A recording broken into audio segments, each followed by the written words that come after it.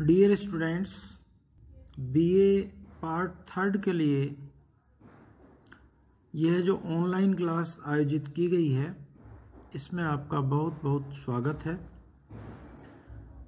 आज का हमारा इस ऑनलाइन क्लास का जो टॉपिक है वो प्रायोगिक भूगोल से संबंधित है और टॉपिक है मानचित्र प्रक्षेपों का वर्गीकरण।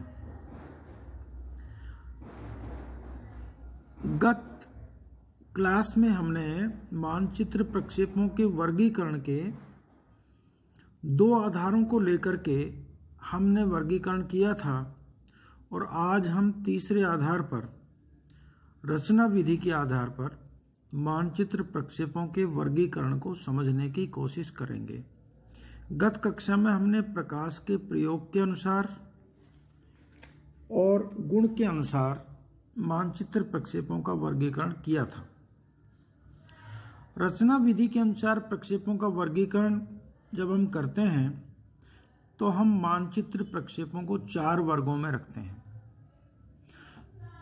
पहला वर्ग शंकु प्रक्षेप का वर्ग है, शंकु प्रक्षेप जिसको कॉनिकल प्रोजेक्शन कहेंगे इंग्लिश में। दूसरा वर्ग है बेलनाकार प्रक्षेप का, सिलिंड्रिकल प्रोजेक्शंस। तीसरा है खमद्य प्रक्षेप, जेनिथल प्रोजेक्शंस। और चौथा है रूढ़ प्रक्षेप जिनको हम कन्वेंशनल प्रोजेक्शंस कहते हैं। ये चार वर्ग हैं जो रचना विधि के अनुसार प्रक्षेपों को विभाजित करने से बनते हैं। इन प्रक्षेपों में खमद्य प्रक्षेप का जो जाल है वह किसी समतल सतह पर भूग्रिड का प्रक्षेपण करके बनाया जाता है। ध्यान दीजिए इस बात पर, खमद्य प्रक्षेप का जो भूग्रिड का जो जाल है वह समतल सतह पर भूग्रिड के प्रक्षेपण से बनाया जाता है।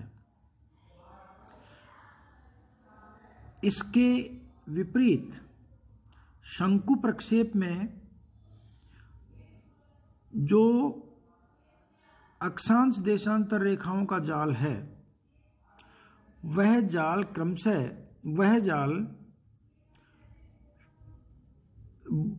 ग्लोब पर शंकु, जो हम कागज का शंकु चढ़ाते हैं उस शंकु पर प्रक्षेपित किया जाता है। और बेलनाकार प्रक्षेपों में ग्लोब के ऊपर कागज का बेलन बना करके चढ़ाया जाता है और उस बेलन के ऊपर हम अक्षांश देशांतर रेखाओं के जाल को प्रक्षेपित करते हैं। कागज का शंकु और बेलन ये ऐसी आकृतियां हैं, ऐसी ज्यामितीय आकृतियां हैं जिनको प्रक्षेपण के पश्चात हम ऊर्ध्वाधर दिशा में सीधा काट करके समतल सतह के रूप में फैला सकते हैं। ये इनकी अपनी विशेषता है। अब हम ये जो तीनों मुख्य प्रकार हैं और चौथा जो हमारा प्रकार है, चौथा प्रकार हमने आपको बताया था रूढ़ प्रक्षेप हैं।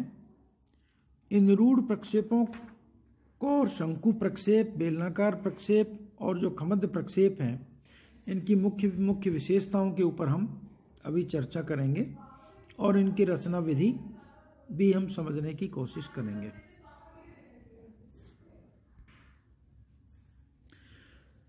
शंकु प्रक्षेप ग्लोब पर अंकित भूग्रिड को कागज के शंकु पर स्थानांतरित करने और स्थानांतरण के बाद शंकु के कागज को समतल फैलाने के सिद्धांत पर आधारित है।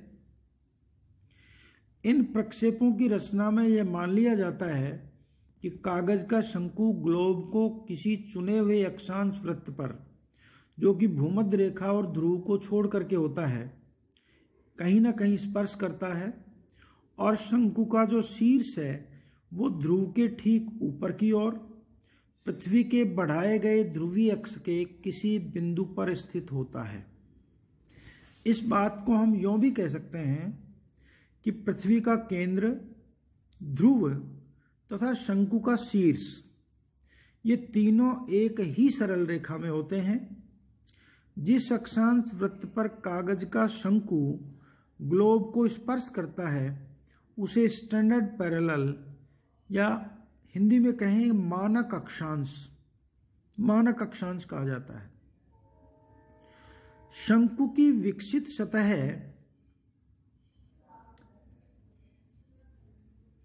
अर्थात मानचित्र प्रक्षेप में इस मानक अक्षांश की आकृति वृत्त के चाप के समान होती है। मानचित्र प्रक्षेप में इस मानक अक्षांश की जो आकृति होती है वो वृत्त के चाप की जैसी होती है और देशांतर रेखाएं ध्रुव से समान अंतराल पर विकिरित सरल रेखाएं होती हैं। जैसे विकिरण निकलता है किसी केंद्र से, ठीक उसी प्रकार से ध्रुव से देशांतर रेखाएं एक विकिरित सरल रेखा के रूप में होती हैं, जो मानक अक्षांश को समान चापों में विभाजित करती हैं। अन्य अक्षांश वृत्त संकेंद्र वृत्तों के चाप होते हैं। मानक अक्षांश पर मापनी शंक्वाकार प्रक्षेपों में शुद्ध रहती है। ये इनकी प्रमुख विशेषताएं हैं। अब हम शंकु प्रक्षेप को भी दो भागों में बांटते हैं। दो प्रकार के हो सकते हैं ये। एक सरल शंकु प्रक्षेप है, सिंपल कोनिक प्रोजेक्शन, और दूसरा होता है संशोधित शंकु प्रक्षेप, मॉडिफाइड कोनिक प्रोजेक्शन। जिन प्रक्षेपों में मानक अक्षांशों की संख्या एक से अधिक होती है और जिन्हें गणितीय विधियों के अनुसार बनाया जाता है वो संशोधित शंकु प्रक्षेप कहलाते हैं, और जिनमें एक ही मानक अक्षांश होता है वो सरल शंकु प्रक्षेप कहलाते हैं। आगे जब हम अध्ययन करेंगे तो इनके बहुत सारे प्रकार हम पढ़ेंगे। अभी हम इतनी सी चर्चा कर देते हैं कि बौन प्रक्षेप, बहुशंकुक प्रक्षेप और अंतरराष्ट्रीय प्रक्षेप संशोधित शंकु प्रक्षेपों की श्रेणी में आते हैं। उसके उदाहरण हैं। शंकु प्रक्षेप की एक विशेषता यह है कि शंकु प्रक्षेप पर संपूर्ण पृथ्वी का मानचित्र बनाया नहीं जा सकता, और शंकु प्रक्षेपों पर जो मानचित्र बनाए जाते हैं वो उनकी विशेषताओं के आधार पर शीतोष्ण कटिबंधीय क्षेत्रों के मानचित्र ही बनाने के लिए विशेष रूप से इन प्रक्षेपों का उपयोग किया जाता है, क्योंकि इन क्षेत्रों के मानचित्र बनाने में इनका मापक, इनकी दिशा इत्यादि अधिक शुद्ध रहती है शीतोष्ण कटिबंधीय क्षेत्रों के लिए केवल। इसलिए इन्हीं क्षेत्रों के मानचित्रों को बनाने में शंकु प्रक्षेप विशेष रूप से उपयोगी होते हैं। अब हम चर्चा करते हैं बेलनाकार प्रक्षेप की। कागज का हम एक खोखला बेलन बना लें और उसकी बाहरी सतह पर भूग्रिड को प्रक्षेपित करने के पश्चात बेलन के कागज को हम सपाट फैला दें तो उसके फैलाने से जो अक्षांश देशांतर रेखाओं का रेखाजाल बनता है वह बेलनाकार प्रक्षेप है। सामान्य दशा में यह जो बेलन है, कागज का खोखला बेलन है, यह ग्लोब को भूमध्य रेखा पर स्पर्श करता है तथा इसका अक्ष पृथ्वी के ध्रुवीय अक्ष पर स्थित होता है। लेकिन अनुप्रस्थ दशा में, ट्रांसवर्स पोजीशन में, बेलन दो देशांतर रेखाओं से निर्मित किसी भी बृहत वृत्त को स्पर्श कर सकता है। सामान्य दशा वाले बेलनाकार प्रक्षेप जो हैं उनकी जो विशेषताएं हैं, उनके जो लक्षण हैं, उन पर हम अगर चर्चा करें तो हम कहेंगे कि समस्त अक्षांश वृत्त समान लंबाई वाली सरल और समांतर रेखाओं के रूप में होते हैं। इसलिए भूमध्य रेखा को छोड़ करके अन्य सभी अक्षांश वृत्तों पर मापनी अशुद्ध होती है, क्योंकि भूमध्य रेखा को ही ये बेलन छूता है, बाकी सब जगह मापनी अशुद्ध हो जाती है। सभी देशांतर रेखाएं समान लंबाई वाली सरल और समानांतर रेखाएं होती हैं और इनके बीच की दूरी समान होती है। प्रत्येक देशांतर रेखा अक्षांश वृत्तों को समकोण पर प्रतिच्छेदित करती है। इसलिए बेलनाकार प्रक्षेप की जो आकृति है वो समतल सतह पर हमें आयताकार दिखाई देती है। अक्षांश वृत्तों के बीच की जो दूरी है वो प्रक्षेप बनाने के उद्देश्य के अनुसार गणितीय विधियों द्वारा निश्चित की जा सकती है। समदूरस्थ बेलनाकार प्रक्षेप में अक्षांश वृत्त समान दूरी के अंतर पर बने होते हैं। यथाकृतिक बेलनाकार प्रक्षेप जिनमें मर्केटर प्रक्षेप है में अक्षांश वृत्तों के बीच की दूरी भूमध्य रेखा से ध्रुवों की ओर बढ़ती है, जबकि समक्षेत्र बेलनाकार प्रक्षेप में यह दूरी भूमध्य रेखा से ध्रुवों की ओर कम होती है। तो अलग अलग बेलनाकार प्रक्षेपों की अपनी अलग अलग विशेषताएं हैं। भूमध्य रेखा पर मापनी शुद्ध होने के कारण विषुवतीय प्रदेशों के मानचित्र बनाने के लिए इस बेलनाकार प्रक्षेप का विशेष रूप से उपयोग होता है। हमने बताया कि कागज का खोखला बेलन ग्लोब को भूमध्य रेखा पर छूता है और जहां छूता है वहां पर मापनी शुद्ध होती है, और मापने की शुद्धता इन क्षेत्रों में होती है भूमध्य रेखीय क्षेत्रों में। इसलिए विषुवत रेखीय प्रदेशों का मानचित्र बनाने के लिए ये प्रक्षेप अधिक उपयोगी होते हैं। इसके अतिरिक्त संसार का शुद्ध दिशा और शुद्ध आकृति मानचित्र बनाने के लिए हम मर्केटर प्रक्षेप का बहुधा उपयोग करते हैं। बहुत उपयोगी मानचित्र मर्केटर प्रक्षेप पर बनाया जाता है, विश्व का शुद्ध दिशा और शुद्ध आकृति वाला मानचित्र। अब एक तीसरा वर्ग है खमध्य प्रक्षेप का। खमध्य प्रक्षेप ग्लोब को किसी बिंदु पर स्पर्श करती हुई मानी गई किसी समतल सतह पर प्रक्षेपित अक्षांश देशांतर रेखाओं का जो जाल होता है उसको खमध्य प्रक्षेप कहा जाता है। खमध्य प्रक्षेप के उस बिंदु को जहां प्रक्षेपण तल ग्लोब को स्पर्श करता है प्रक्षेप केंद्र कहते हैं। ये बड़ी महत्वपूर्ण बात है समझने की। प्रक्षेप केंद्र क्या है?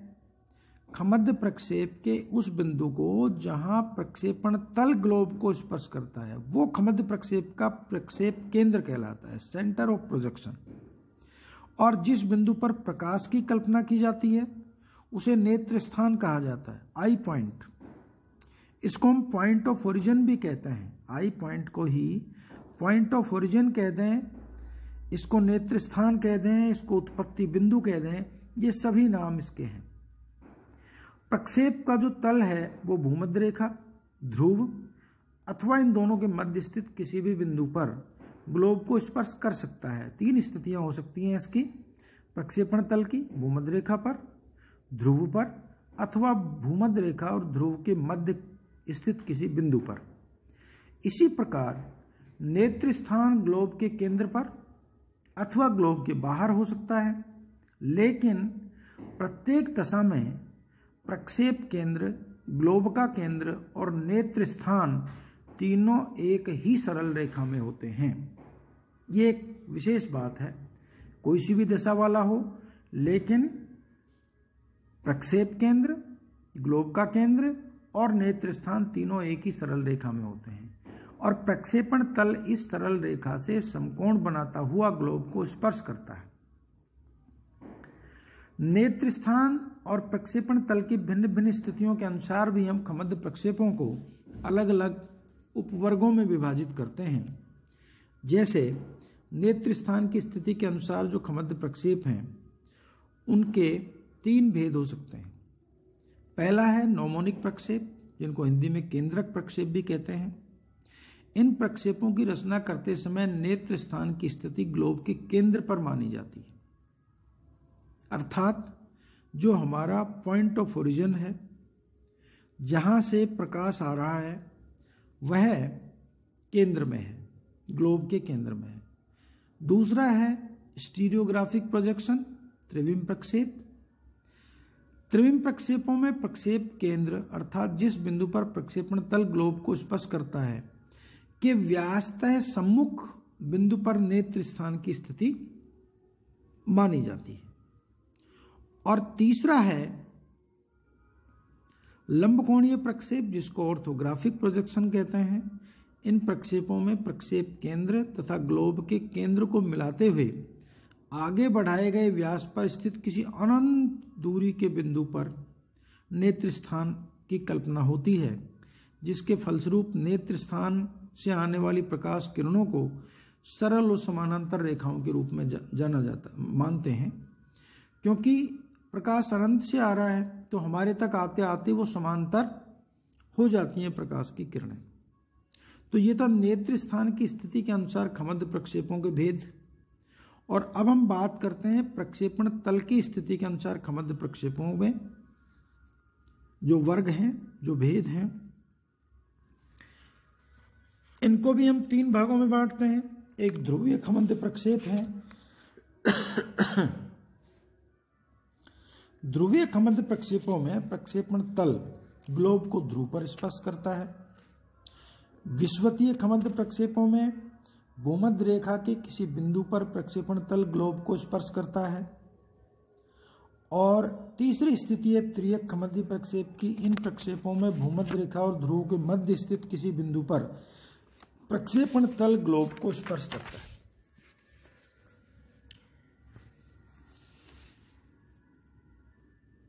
अब एक चौथा वर्ग जैसा हमने बताया था रूढ़ प्रक्षेपों का है। रूढ़ प्रक्षेप किसी निश्चित उद्देश्य की पूर्ति हेतु स्वेच्छानुसार छांटे गए सिद्धांत पर निर्मित प्रक्षेप होते हैं। ये वे प्रक्षेप हैं जो अपने निश्चित उद्देश्य की पूर्ति के लिए अपने इच्छा से छांटे गए सिद्धांत पर निर्मित किए जाते हैं। उन प्रक्षेपों को हम रूढ़ प्रक्षेप कहते हैं, कन्वेंशनल प्रोजेक्शंस कहते हैं। प्रक्षेप शब्द का जो सामान्य अर्थ लिया जाता है वह इन प्रक्षेपों से वास्तव में प्रकट नहीं होता। रूढ़ प्रक्षेपों की आकृति इतनी ज्यादा संशोधित हो जाती है कि इन्हें प्रक्षेपों के ऊपर लिखे गए किसी भी वर्ग में सम्मिलित नहीं किया जा सकता। जो इससे पहले हमने वर्ग बताए हैं उनमें शामिल इनको नहीं किया जा सकता। कुछ रूढ़ प्रक्षेप विशेषकर वे प्रक्षेप जिन पर समस्त संसार का मानचित्र बनाया जा सकता है वे विशेष रूप से उपयोगी होते हैं। ये बहुत उपयोगी रूढ़ प्रक्षेप कुछ होते हैं जिनके ऊपर विश्व के मानचित्र को बनाया जा सकता है। विश्व के मानचित्रों को बनाने में इन प्रक्षेपों की विशेष उपयोगिता होती है। अब यदि हम बात करें कि रूढ़ प्रक्षेप कौन कौन से हैं, तो गोलाकार प्रक्षेप है, मोलवीड प्रक्षेप है। मोलवीड प्रक्षेप में भी मोलवीड का समक्षेत्र प्रक्षेप है, विच्छिन्न मोलवीड प्रक्षेप है, और इसी तरह से सैनसन फ्लेमस्टीड का सिनुसोइडल प्रक्षेप और विच्छिन्न सैनसन फ्लेमस्टीड सिनुसोइडल प्रक्षेप, ये रूढ़ प्रक्षेप के उदाहरण हैं। तो ये हमारा रचना विधि के अनुसार प्रक्षेपों का वर्गीकरण था। आज की कक्षा में इतना।